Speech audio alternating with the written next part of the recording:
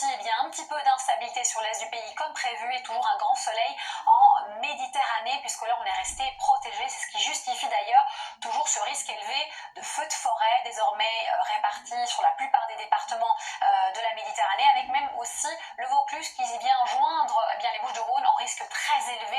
Attention puisque demain le vent soufflera fort dès le matin, 60, 80, 100 km/h en rafale, avec toujours un risque orageux du côté de l'est du pays vers les Alpes pour être précise, mais aussi vers la Côte d'Azur jusqu'en Corse. Et puis on note que ça s'améliore tout de même. Durant l'après-midi, on n'est pas à l'abri d'une ondée, mais normalement ça sera un peu moins instable, on va dire, que ce week-end. On passe aux températures de la nuit. Comptez de 12 à 21 degrés, on perd quelques degrés d'ailleurs sur la moitié nord.